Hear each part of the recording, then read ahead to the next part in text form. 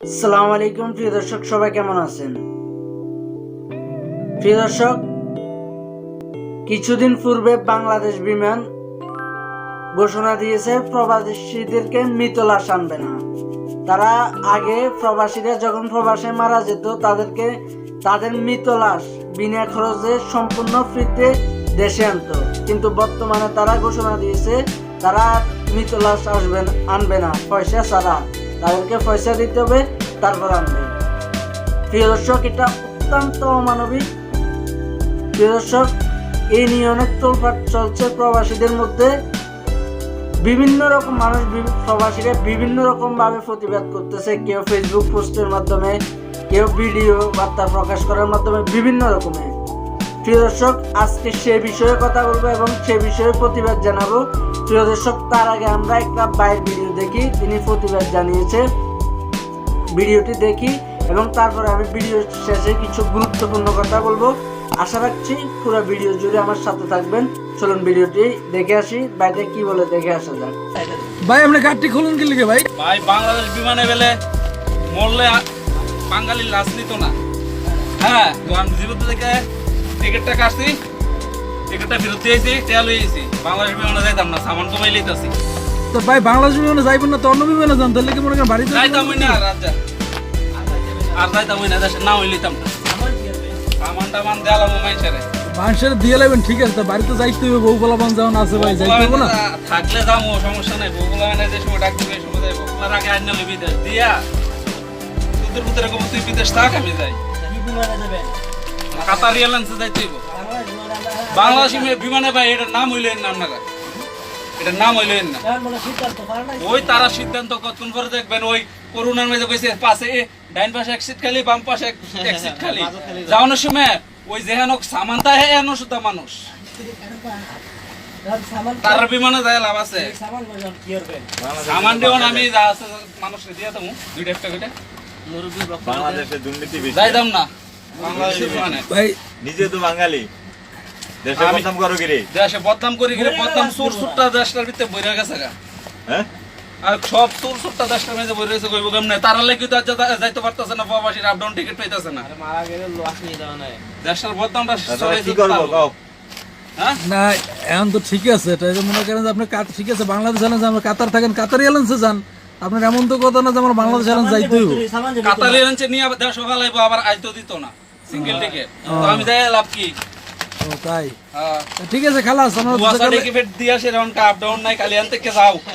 সমস্যা নাই, direct bike যাও গা, আইও না আর বিরা।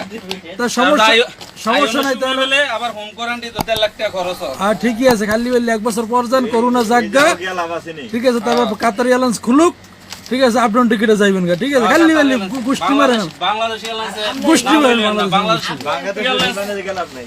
যায় লাভ নাই। এই চুরিটা ধরো, সেটি কাটেন আচ্ছা সব কাটতে সমস্যা নাই। কাটেন। প্রিয় দর্শক, বাইটা কি বলতে চাইছে আপনারা আশা করি বুঝতে পেরেছেন। তিনি কঠিন প্রতিবাদ জানিয়েছে। অনেকে হয়তো বলবেন ভাই এটা কি ধরনের প্রতিবাদ? তিনি দেশে যাবে না, যে দেশে যাওয়ার জন্য যে জিনিসপত্র আসবাবপত্রগুলা কিনেছে, সেগুলার যে একটা বক্স তৈরি করেছে সেটা খুলে ফেলতেছে, তিনি দেশে যাবে না। ভাই এটা কি ধরনের প্রতিবাদ হলো? এটা অনেক বড় প্রতিবাদ। যদি আপনার বুঝের জ্ঞান থাকে, আপনার বুঝের যদি জ্ঞান থাকে তাহলে বুঝতে পারবেন অনেক বড় ধরনের প্রতিবাদ। বাইটিকে ধন্যবাদ জানায় যে তিনি সরাসরি প্রতিবাদ করতে আগ্রহ প্রকাশ করেছে। আমাদের যারা প্রবাসী আছেন তাদেরকে কঠিন প্রতিবাদ করতে হবে। এটা যতদিন পর্যন্ত বাংলাদেশ বিমান প্রবাসীদের লাশ বিনা খরচে নিবে না, ততদিন পর্যন্ত প্রিয় দর্শক, আপনারা যারা প্রবাসী আছেন তারা বাংলাদেশ বিমানে কখনোই উঠবেন না, বাংলাদেশ বিমান করে দেশে যাবেন না, বাংলাদেশ বিমানে চড়বেন না। অনেক ফ্লাইট আছে, ওইগুলোতে যাবেন, বাংলাদেশ বিমানে যাবেন না। তাদের শিক্ষা হওয়া দরকার। কেন? যে প্রবাসীদের কারণে তারা টিকে আছে বলতেছি যে আপনারা কথাগুলো বুঝেন। যে মানুষগুলো বাইরের দেশে কাজ করে বা বাইরের দেশে বিভিন্ন রকম জবের কারণে যায়, তাদের জন্য তো এই বিমানটা তৈরি হয়েছে, সবকিছু আবিষ্কার হয়েছে অন্য দেশে যাওয়ার জন্য, এক দেশ থেকে অন্য দেশে যাওয়ার জন্য। তো তাহলে আমাদের প্রবাসীদের জন্য, মানে আমাদের বাংলাদেশ বিমান সেই প্রবাসীদেরকে যদি তারা সাহায্য সহযোগিতা না করে, একজন মানুষ মারা যাবে, সেই মানুষটার মরদেহ ডেড বডিটা যদি তারা যদি ফ্রিতে না আনে, তাহলে আমরা কেন সেই বিমানে উঠবো? একজন প্রবাসী দেশে মারা যাওয়ার পর, অন্য দেশে মারা যাওয়ার পর তার পরিবারের কি একটা করুণ অবস্থা। হয়তো দেখা গেছে ওই পরিবারের ওই মানুষটা একমাত্র আয়ের উৎস, ওই মানুষটা মারা গেছে, তার মানে আয়ের উৎসটা বন্ধ হয়ে গেছে। তার মধ্যে যে টাকাগুলো তাকে আনতে খরচ হবে, সেই টাকাগুলো সেই পরিবার কোথায় দিবে? আমি বাংলাদেশ বিমানের কর্তৃপক্ষের কাছে বিপুল আবেদন করতে চাচ্ছি, এই বিষয়টি আপনারা আরো খতিয়ে দেখেন।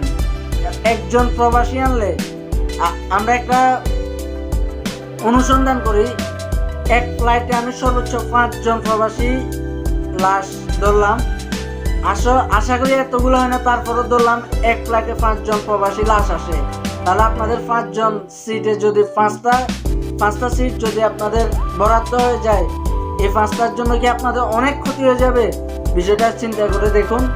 জানি না এই ভিডিওটা বাংলাদেশ বিমান কর্তৃপক্ষের কাছে পৌঁছায় কিনা জানি না, তারপরে আমার আবেদন রইল আপনারা বিষয়টা খতিয়ে দেখেন। আপনাদের নিজেদেরও অনেক ক্ষতির সম্মুখীন হবেন আপনারা। তো প্রিয় দর্শক, আজকের ভিডিও এই পর্যন্ত। যারা প্রবাসী আছেন তারা অবশ্যই আমার চ্যানেলটি সাবস্ক্রাইব করবেন। প্রবাসী বাইরে যে আপনার যে কোনো সমস্যা থাকলে আমার সাথে কথা বলতে পারেন। আমার সাথে কথা বলার ঠিকানাগুলো বা আপনাদের যে কোনো নিউজ আমার সাথে কাছে পাঠানোর ঠিকানাগুলো আমি ভিডিও ডিসক্রিপশন বক্সে দিয়ে দেবো। আমার ফেসবুক প্রোফাইল লিঙ্ক এবং ফেসবুক পেজের লিঙ্ক, চাইলে সেগুলো ফলো করে রাখতে পারেন।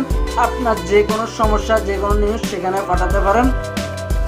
তো প্রিয় দর্শক, যারা আমার চ্যানেলটি এখনো পর্যন্ত সাবস্ক্রাইব করেন নাই, তারা ভিডিওর নিচে সাবস্ক্রাইব বাটন চেপে সাবস্ক্রাইব করে দিন এবং পাশে থাকা বেল আইকনটি বাজিয়ে দিন, যেন সবার আগে আমাদের নিউজগুলো আপনার কাছে পৌঁছায়। আর যারা অলরেডি সাবস্ক্রাইব করে ফেলেছেন তাদেরকে অসংখ্য অসংখ্য ধন্যবাদ। দেখা হবে আগামী কোনো ভিডিওতে। আমি মোহাম্মদ রেজাউল করিম ওমান থেকে। আসসালামু আলাইকুম।